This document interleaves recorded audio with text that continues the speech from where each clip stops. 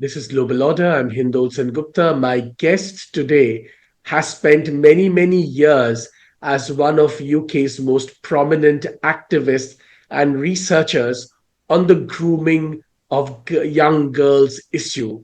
Now, grooming, I've always maintained, is quite the wrong word. It makes it sound really mild. Essentially, this is a giant cover up of sexual abuse of young girls. And Bhai Mohan Singh has spent a long time researching this, including being a really powerful voice against this within his own community, the Sikh community in the UK. Bhai Mohan Singh, welcome. Thank you very much for having me on your podcast.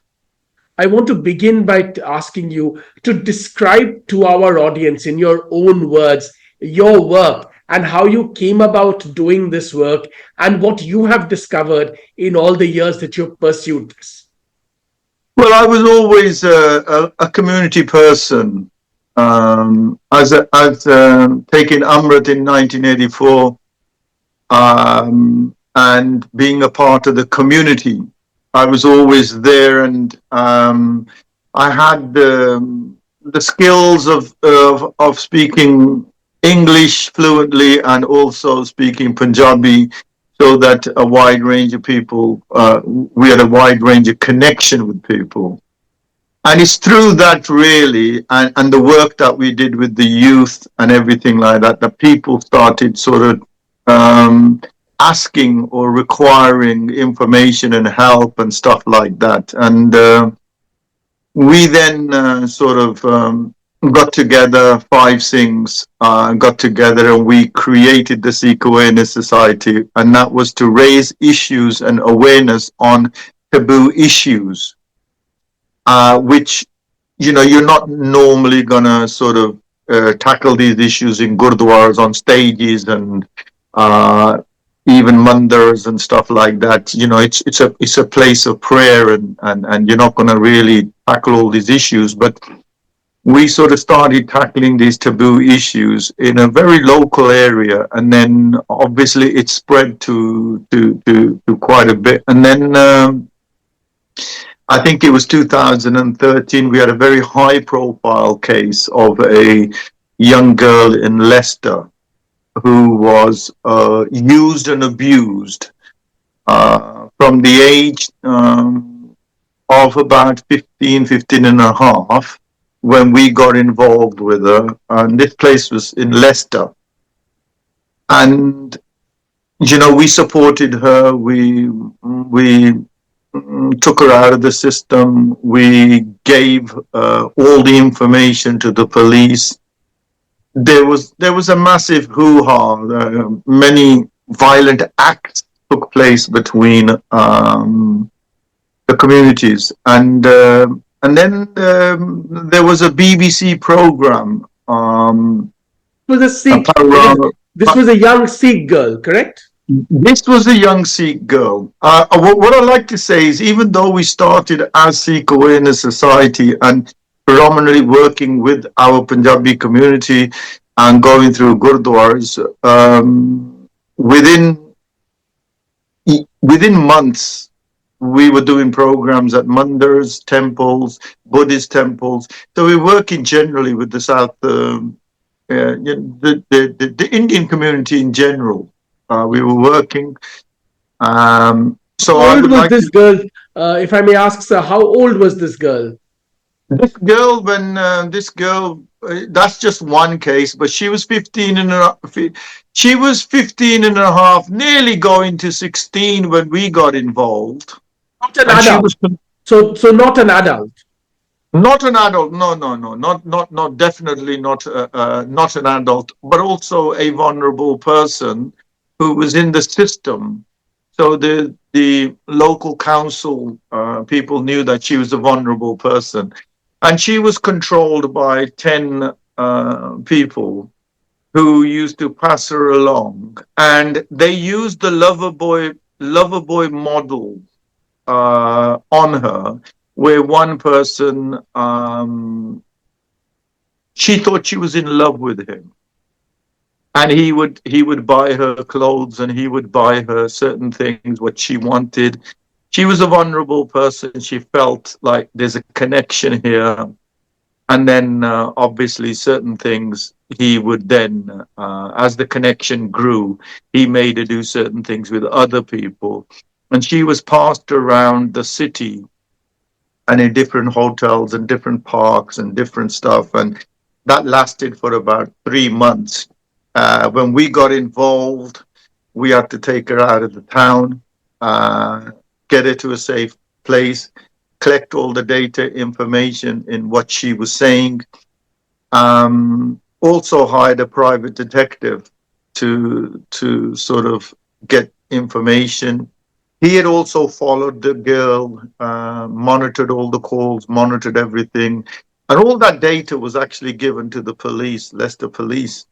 Um, as that case was going on, the BBC, the main channel here, Panorama, they approached us and they wanted to sort of do a program on grooming. So they were following us over the year as well. And when that program came out in 2014 in September, from just a local organization or a sort of uh, area organization. We were known throughout the UK and throughout the world, and we got many calls from Canada, America, and other countries. So we expanded and working with. I've even done some work in India with girls. Not some, many. So it was 2014 when it really kickstarted because of that BBC documentary, and everybody and anyone who didn't know us began to know the Sikh Awareness Society. But we got the girl justice. Coming back to the girl story, she was abused and used, and then a court case that started in 2014, where three of the defendants already pleaded guilty, and then there was a court case for the others. After a 3 day into the trial, they all put their hands up and they said they abused, and they were all sentenced. I ask you so that we have an audience around the world so that people understand the gravity of this terrible, heinous crime. Yeah. These people who did this to this underage, not even an adult young girl, they Yeah. were all adults Yes. and they were all from the Pakistani community, Pakistani origin community. They were from Pakistani community, but there were also Indian Muslims involved as well. Um, And this but went on for again, 3 months. her ordeal went on for 3 months, and when you're in that kind of traumatic situation, her parents started looking at how she's changing, how she's behaving, and that's we were doing a talk at a university in Leicester, and the father came and approached me, and so I then started talking to the girl, and then the girl started revealing certain things, and this is how it all came about. But that's how mainly all the cases come about. It's always, a parent or a third party that shows a concern, and then you make a contact with the child, and then the child, starts revealing certain things, and then that's just one case. There's been hundreds. There's been hundreds. Um, I remember I was working on a case in Sheffield in 2012, 2011, and then across the motorway was a place called Rotherham, and I think you might have, if Yes, you've of done your course. One of research, the most notorious places. Yes. that's right. So I was privy to a lot of the information there as well, and in one small town,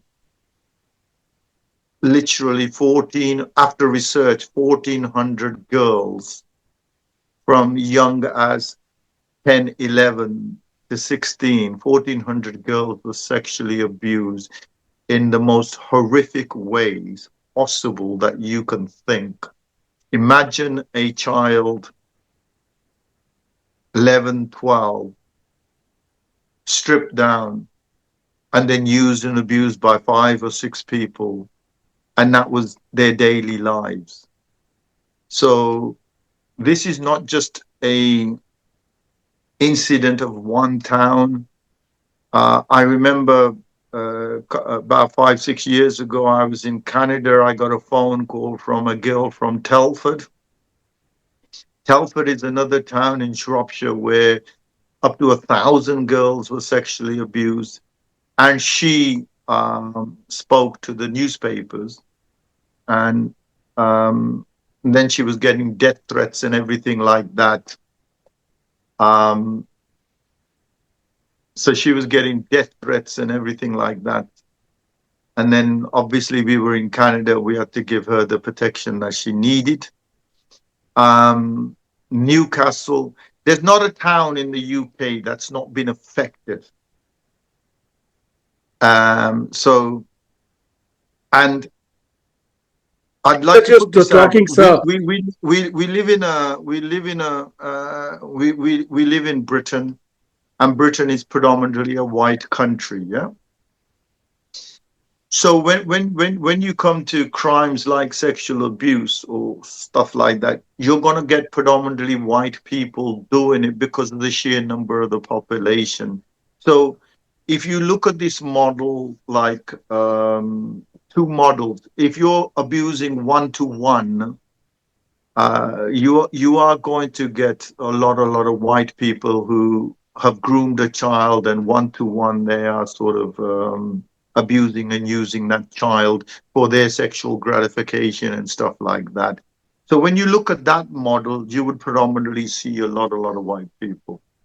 When you see a model where there's gangs involved, where one child is used and abused and passed on and taken to different towns and trafficked and everything like that, then you're getting predominantly British Pakistani Muslim gangs involved. I'm not saying that other people are not involved. There are. But if you look at the percentage, um, there was an organization called the Quilliam Report. Quilliam. Yes, yes. Yeah, and they did a Majid report. Nawaz. I know Yeah, Majid Nawaz. Majid Nawaz only. And when they started that report, they didn't want to see this pattern, and they wanted to prove to the world that this is not the case. So when they started their report, it was to disprove the narrative. But in the end, they had to say that we couldn't disprove it. It's actually a fact. And they also Majid came Nawaz with, got so much flack for saying that in those years. I remember that, in fact, so much criticism that Killiam essentially shut down because of this. And actually, all that they found today has come true. I was about to say, Mohan Singh ji, even as you describe this, as your interviewer, it's almost like I have nothing more to say. I mean, what you're describing, nothing can be sadder, more tragic, more vicious than what you're describing. This is inhuman. This, one wonders what kind of humanity people would have to do this. I want to ask you a question, if I may. Mhm.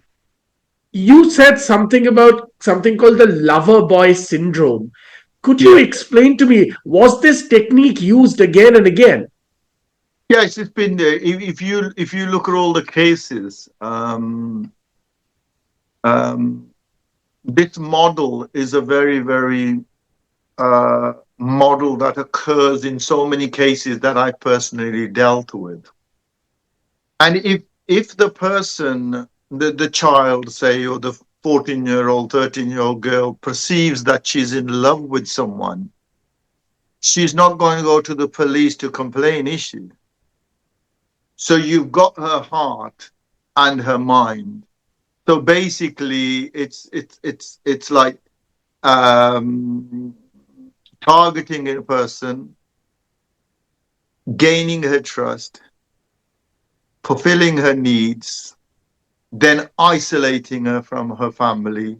And then once they've been isolated, once you perceive that this guy loves me and they put a wedge between you and your family, and the child stops listening to the family, burns all the bridges, doesn't want to know anything about the family. Then they have total control, and then abuse starts, and the child knows that it can't go back home because of the stuff that it's done. And then certain children were controlled by just sheer brutality and force and threats to life and burning of their family homes and stuff like that. I mean, some of the stuff that I've heard in courts is is phenomenal. There was a court case in from a group. It this took place in Oxford. Now, Oxford is a very leafy green area in the UK, and it's known for the world famous university. So I used to Now, study there. Yeah, I know. yeah, Yes. yeah, and there was a gang operating there, and obviously they had hundreds of girls, but this one girl who was 11 years old who brought it all to the police and the courts. She said she was 11 years old. She was stripped naked. There was 8, 9 people in the room. They poured paraffin over her, and they were going to set her alight. They were going to burn her. Now, how does an 11-year-old girl act and react to that? And then she did exactly what they wanted to do. And then this is in court. You could probably get the transcripts or read the papers up on this court case. They bent her over. They took a hairpin out of her hair. They molded it into an M for the leader, who was Mohammed Kurar. That was his name. And they made that pin so hot, and they branded her that you belong to us. That was an 11-year-old girl. That sort of all these pictures and everything was spoken about in court. It was horrific. You'd have images for many a night, just sort of visualizing what happened to the girl. And it's not just What one you just story, like. mentioned is usually done in ranches to cattle.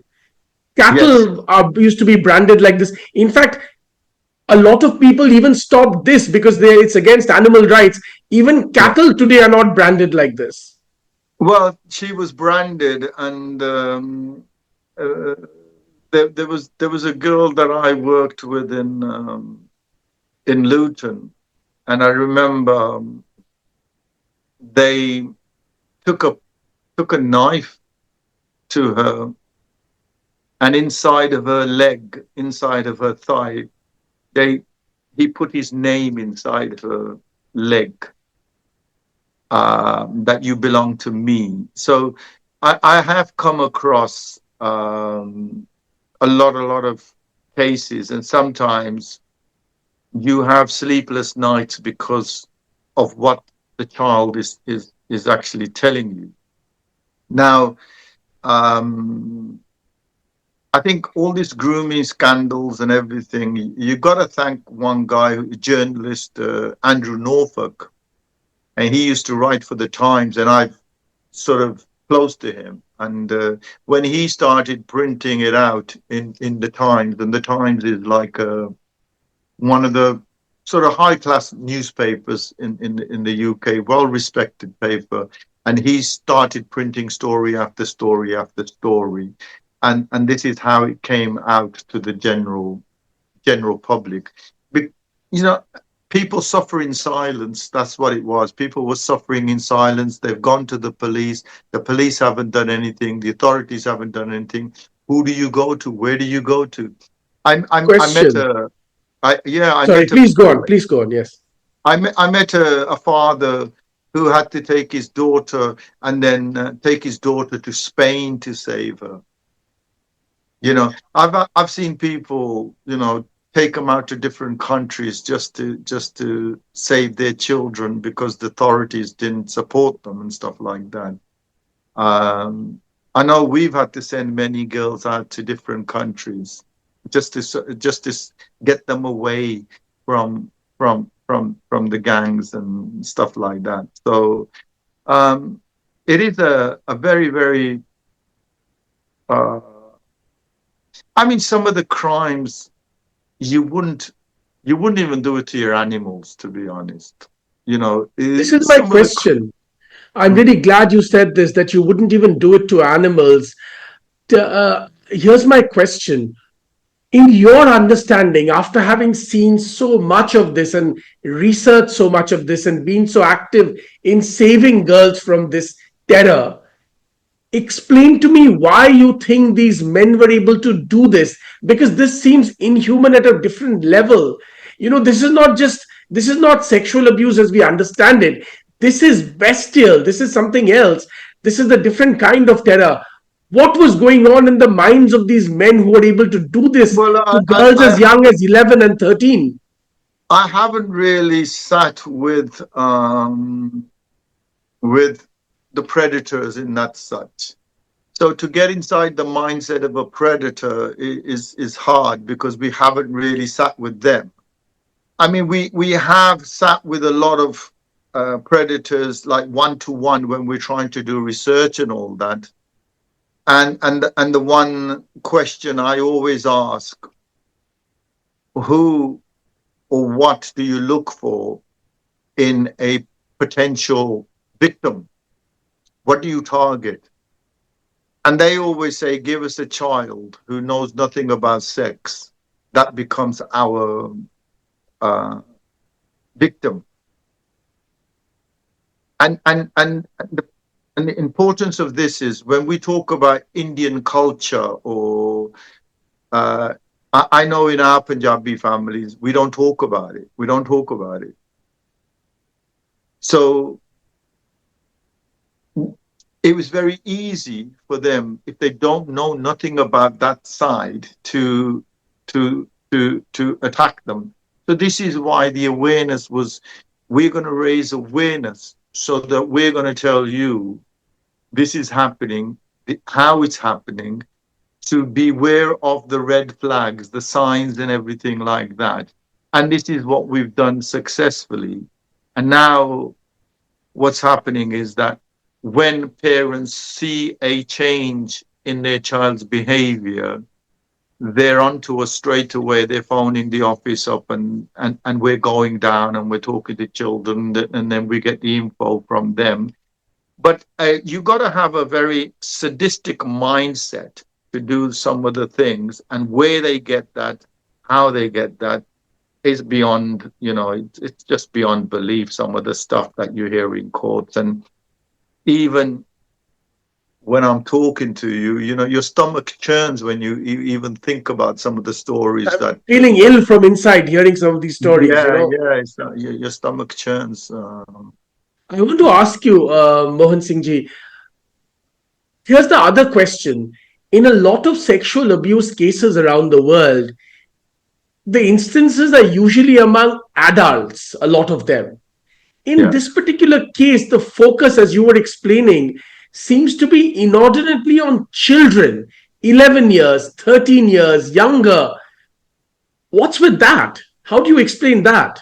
I think a child, uh, when you have sexual assaults with adults, it could be just a one-off rape, or a perpetrator sees someone and then rapes her in a dark alley or in a club or something like that, and then you get that.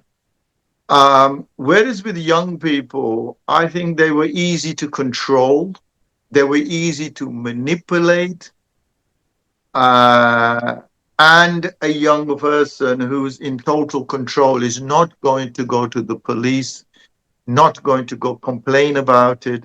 So it was the safety of, I would say, um, it was a very safe way of committing crimes against people where they knew they had the child completely groomed. And when we talk about grooming, all it is thought reform. Yeah. If you're in control of somebody's thoughts, you're in control of their bodies. Yeah. Because everything starts with the thought. So that's where the grooming thing. So I think it was basically, and also a fascination maybe to have with young children. They might have a fascination.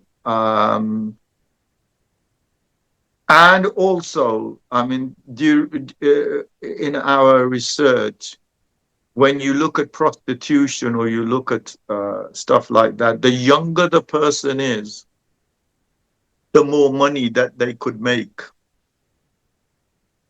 So a young person who's not been touched, who's would fetch a lot more money. I've even spoken to young girls who said they earned up to £3,000 a week for them. Can you imagine how much money, if they were controlling so many different girls, how much money they were making? It's all, I would say, related to drugs and related to it's everything, human trafficking and everything. I just want to talk to you a little bit about, it still seems that what we have seen is a tip of the iceberg. Many people say, Mohan Singh ji, that this is still happening in the UK. It hasn't stopped. What is your opinion? I want to make one thing clear. The UK's been in the news. That's the main thing. But it's happening across the world. You just got to look at not if you Google, say, Europe or Holland or something, and you put the word loverboy model in there, you'll get all the stories from Holland, all the stories from Germany, Belgium, everywhere like that. It's not just the UK, Sweden. You'll get it everywhere. Canada, America, you'd get it everywhere. Um, so there are people operating across the world. You'll get it across India. I've dealt with cases there. That's right. So you're essentially saying, going back, that there is this global model of extremely violent sexual abuse, especially towards young girls of different communities, that has emerged using what you describe as the lover boy model. And this Yeah, is not just confined to the UK. Of course, in the UK, all of this has exploded after many years, and now people are talking about it. But this yeah. is happening in Europe, in America, in Asia, and all parts of the world. Tell me a Yeah. little bit, Bhai Mohan. And it's more now because of social media. Yes, There are many vulnerable people who go onto Instagram or other apps, say, and they just want friendly chats or something. But there are also a lot of predators online as well, and they look at signs, and if they feel that that person is easily controllable, they will start doing it. And the first thing is to make them feel loved, make them feel wanted, make them feel uh, generally what they wanted. And if you're a 13, 14-year-old kid on the other side and nobody's shown you that much interest before, nobody's shown you that much PR before, you think, wow, this person really loves me, really digs me, sort of thing. You know what I mean? And that's how they get. And when you're in somebody's heart, we all know that if you can bypass the brain, the heart does no logical thinking. So once you're in the heart, it doesn't matter what anybody else is saying. You perceive you're in love with that person, and that loved person can and will do everything and slowly erode all the boundaries, and then take advantage of you when it sees fit. Because um, there is a model of that we talk about, and that's the six stage process where you can become a target in real life or even in school or college, or but mainly I think 87% now is happening on the social media. Then you gain their trust by befriending them and gaining their trust. And then you fulfill their needs. Then you start isolating them. And then it's sexualization of the relationship. and then it's total control. And it is for a child. I mean, I would say it's hell on earth. Yeah, ਨਰਕ ਆ ਨਰਕ ਨਰਕਾਂ ਵਿੱਚ ਜਾਣਾ ਪੈਂਦਾ. Also ask you, where does the story develop from here? And when you were first getting involved in this and you were fighting these cases, you mentioned in passing that in some cases you faced violent pushback from, Pakistani communities or others. Talk to You us a little face bit. What kind of resistance did you face? Because one of the problems, it seems, at least that's what I understood from reading all the reports, is that many of the family members of the perpetrators themselves actually protected them. well, you see, if you look at all the high profile cases, yeah, they are not just gangs of people, they are relatives, uncles and stuff like that. So it's like family businesses. Yeah. So they are going to be protected. And where the government failed, where the local councils failed, they failed because of this not to be deemed racist. Not to be deemed racist. I remember, the report Professor Alexi J reports and everything, where the police and the local authorities didn't even take the complaint seriously of parents. I tell you what, there was a case in Burton, it's a place near Derby, actually. And this young girl, this is how awareness is a good thing. This was the father trying to convince his daughter what she was doing was wrong and she's been used and abused and everything like that. But she wouldn't listen. She wouldn't listen. And then one day, he just told her to watch one of our programs. Yeah. She watched one of our programs. It's by watching our programs and looking at the signs that she went to her local police and she was able to put 4 people behind bars. She was used and abused badly. And one of our videos was actually played in court. So I would say that a way forward on to this, the predator is going to do what it has to do because it's ingrained that way. Yeah, it's programmed that way. But how do we put our defenses up? And that's through education and raising awareness. And I think that every child should be taught about the loverboy model. The problem with this model is that everybody is seeking love, everybody are seeking relationships, everybody is seeking that kind of wantingness, and this is where certain people are being exploited.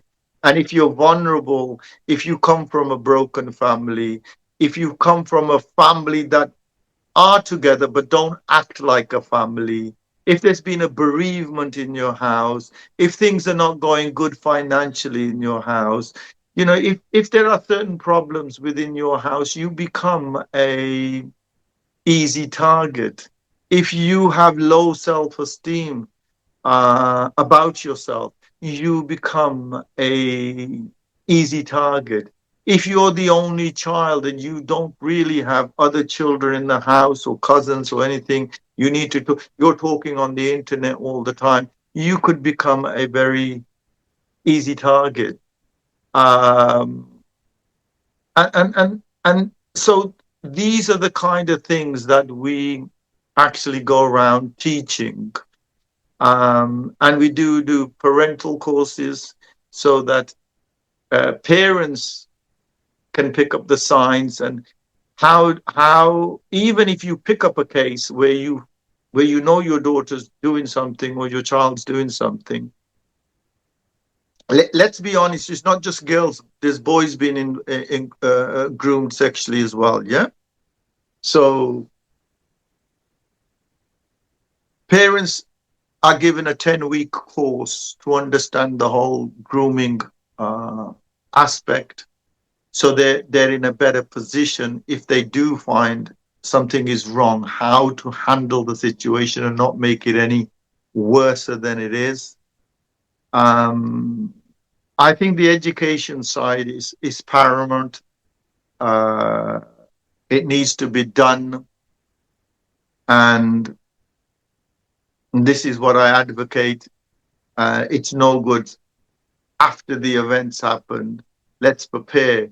If we can prepare a child to cross the road, if we can prepare a child to tie its own shoelaces, then we can prepare a child to tell outside that evil exists, and this is how you protect yourself from that evil. I want to talk to you a little bit about what happens next. How many of these people have actually been brought to justice by Mohan Singh ji? And Yeah, how optimistic are you that many, many more of these perpetrators in the UK, but of course outside the UK too, will actually be brought to justice? Because one of the problems seems to be that very few people have actually been brought to justice. I have read about cases where the perpetrators have gone back after a very short sentence to living side by side with their victims. I cannot yeah. even imagine what that does to a child's mind. Well, it's scary. You're reliving. You're saying this. Last week I received a phone call from a survivor, someone we helped many years ago, and her perpetrator.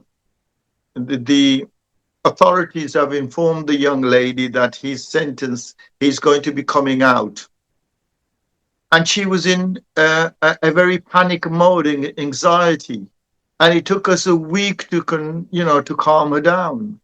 So if you're being moved into the same towns and the same places, I dread to even what these children are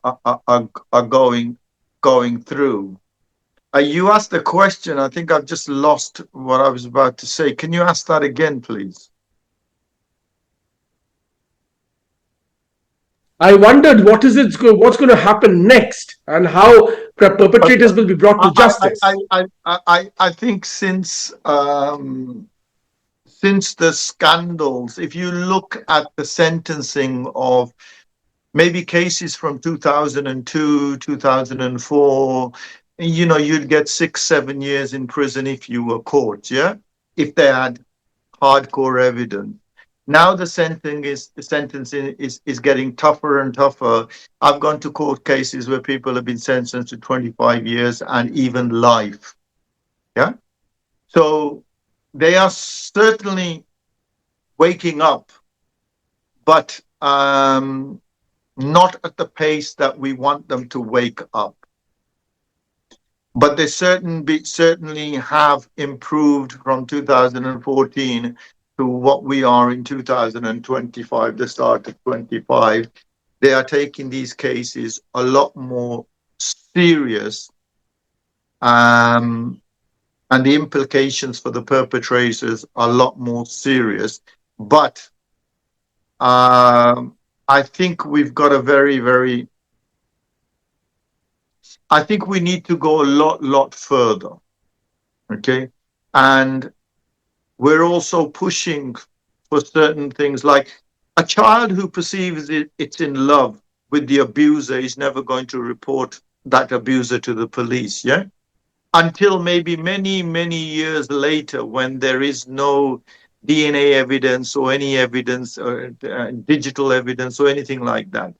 So what we're trying to push for is like a third party uh, thing. If a third party, a charity or someone complains to the police that this child is in trouble, it's not going to the police, it's not complaining, but all the traits are there. We want the police to take this seriously and probably investigate these kind of people.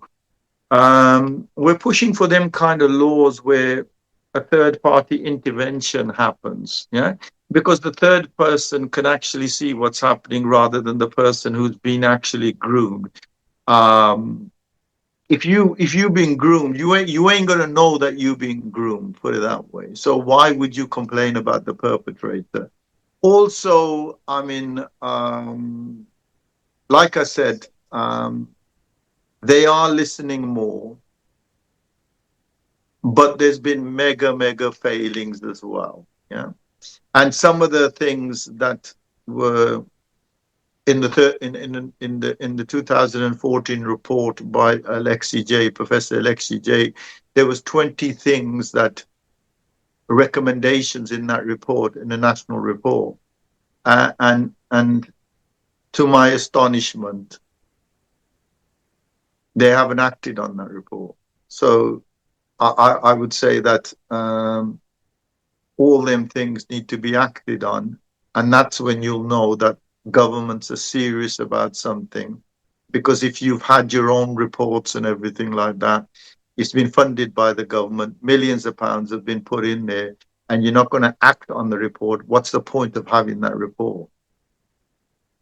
So I do believe it's changing. I do believe people are waking up. I do believe, but it's at a slow pace. It's at a slower pace than we would want. Very serious note and a very somber note by Mohan Singh ji. We'll have to leave it at that. Thank you very much for your time. No doubt in future, as all of this story progresses, we will have other opportunities to stay in touch Sure. with you and have deeper, more engaging conversations about how to begin a process of real healing. Well, because that's really important. And I think you're doing absolutely stellar work in helping people genuinely heal and bring the perpetrators to justice, because surely no healing can happen unless justice happens. That's very important. And So that's one of our mottos, is from being a victim to taking them from being a victim to a survivor, and not just leaving them there, from a survivor to a thriver. And that can only happen if, obviously a lot of counseling involved, but also if they get their justice as well. And then they become, a lot of people that serve with us are people who've gone through it. So they've had first-hand experience in certain things. And I think when you see a victim and she becomes a survivor and a thriver, and you see that smile on that face, do you know what? That I say, Vaheguru. That sort of warms my heart, that we worked with a child for 3-4 years, and the thing is, in with our societies, even if we worked with kids 20 years ago, they still have access to us. It becomes a family. If they have a bad day, they can ring us up. It's not like you have to make special appointments with us and stuff like that. So it's a very family orientated, very faith orientated approach. And when you take a Dharam approach to everything, I think then you will get much better results. क्योंकि जिथे धर्म है उथे justice है.